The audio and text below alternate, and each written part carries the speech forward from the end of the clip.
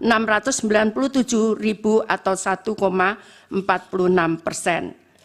Jadi kalau kita bandingkan anggaran tahun 2023 dan 2024, tadi sudah kami sampaikan bahwa anggaran kami turun dari 87 triliun 275 miliar 374 juta 140.000 turun menjadi 79 triliun 214 miliar 83 juta 464.000 rupiah.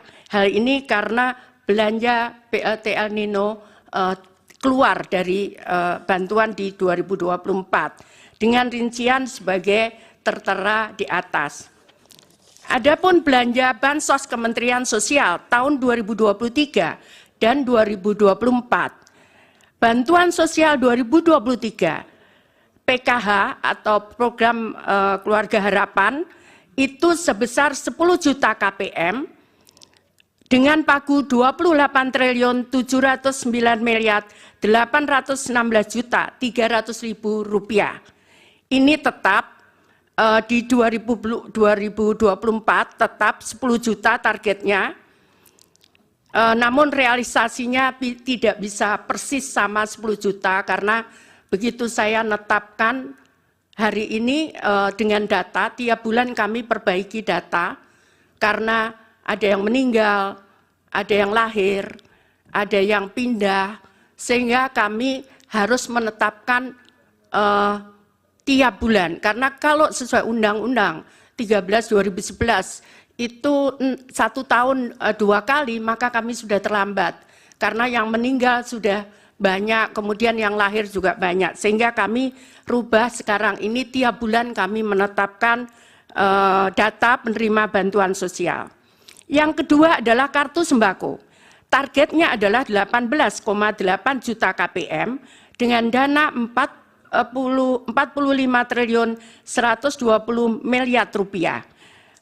Sama di 2024 itu program sembako 18 dengan target yang sama 18,8 juta KPM. Salur datanya adalah 18,62. Tadi sama, tidak bisa persis sama karena di saat proses ada perubahan-perubahan. Nah, kemudian tahun 2023 ada BLT El Nino dan ini sudah disetujui oleh DPR melalui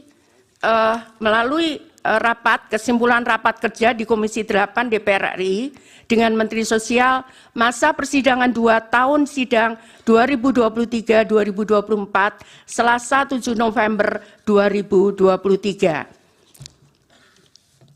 Dan ini harus selesai pada bulan Desember karena anggaran tahun 2023 dan saat turun adalah di bulan November.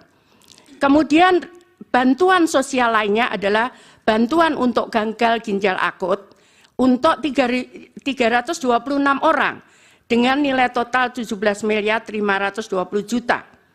Kemudian atipikal atau GGPA itu terdiri dari ini program permakanan untuk lansia 100.000 orang sebesar 552 miliar rupiah. Kemudian permakanan untuk disabilitas ini polanya adalah diserahkan kepada kelompok masyarakat, bisa RW tergantung wilayahnya. Kalau jumlah penduduknya sedikit bisa di kelurahan, dikelola oleh masyarakat, mereka yang memasakkan dan setiap hari mereka menyerahkan kepada penerima manfaat. Kemudian untuk rehabilitasi sosial, jadi atensi untuk anak yatim piatu sebesar 378.755 orang atau 454 miliar 506 juta. Kemudian atensi untuk lansia, ini terutama untuk menolong lansia-lansia yang tiba-tiba sakit, tidak ada yang merawat, maka kami tangani dengan program ini. Kemudian atensi untuk anak, demikian pula untuk anak, ada kadang harus menutup biaya sekolah, kadang juga menutup kebutuhan gizi dan sebagainya. Kemudian atensi untuk penyandang disabilitas, ini bantuan kursi roda dan sebagainya. Kemudian atensi untuk korban bencana, Jadi kami memberikan bantuan korban bencana untuk meninggal sebesar 15 juta. Kemudian atensi untuk kelompok rentan dan alat bantu aksesibilitas untuk penyandang disabilitas, serta untuk atensi korban penyalahgunaan nafsa dan ODIF sebesar 10.000 orang dengan nilai 1.706.250.000. Kemudian pemberdayaan komunitas adat terpencil itu yang berada di terdepan perbatasan negara, kemudian terpencil di tengah hutan sebesar 2.847 KK atau setara dengan 50.860 juta rupiah. Kemudian rumah sederhana terpadu atau perbaikan perumahan untuk 7.500 KPM ini di 2023. Untuk 2024 target volumenya hampir sama, hanya tidak ada untuk El Nino, tidak ada gagal ginjal akut.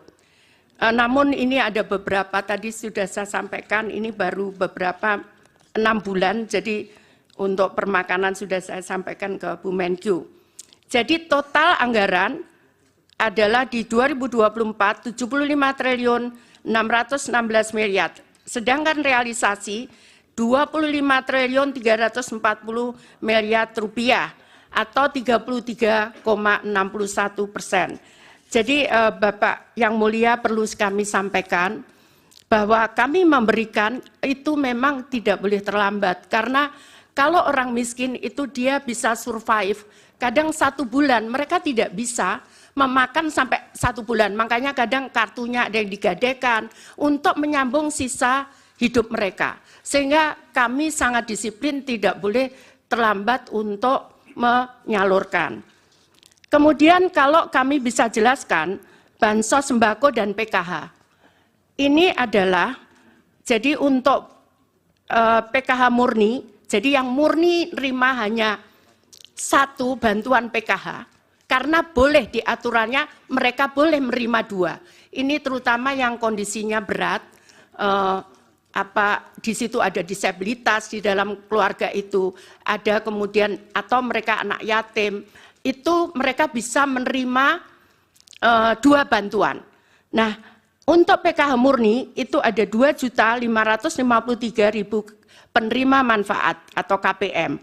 Kemudian ada irisan yang tadi kami jelaskan, ada 2, dia menerima PKH dan mereka menerima sembako itu 7.426.249 KPM.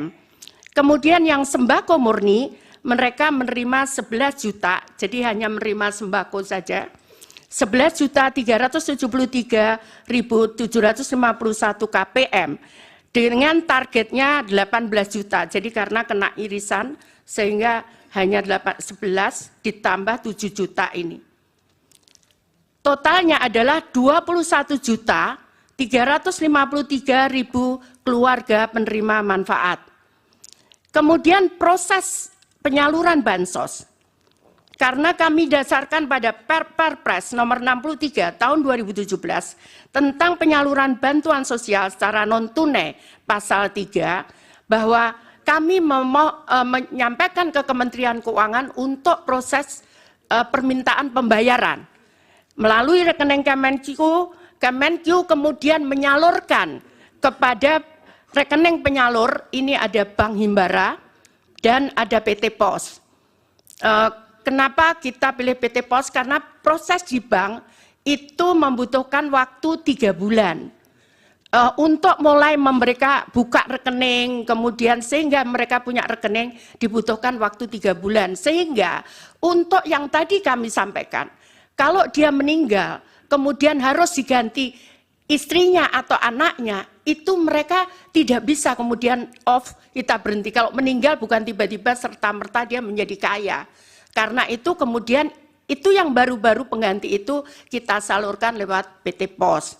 Ini kesepakatan dengan Wakil Menteri BUMN karena bank tidak bisa menerbitkan di bawah 2 juta, di bawah 3 bulan. Kemudian langsung masuk ke rekening KPM. Jadi bukan kita serahkan, masuk ke rekening KPM. KPM bisa ngambil di bank, di ATM. KPM bisa ngambil di saat penyaluran, tapi tetap masuk di rekening KPM. Jadi ini bukan kita berikan uang cash langsung. Tidak bisa seperti itu karena kami dasarnya adalah Perpres nomor 63 tahun 2017. Jadi langsung ke rekening, kemudian dia bisa mengambil, bisa lewat ATM, bisa lewat, ini kami sangat bermanfaat karena di beberapa daerah terpencil, kadang mereka tidak ada ATM di sana, tidak ada bank di sana. Sehingga PT Pos yang menyalurkan mereka datang ke tempat tersebut, tapi masuk ke rekening itu, ke rekening KPM. Demikian kira-kira Bapak.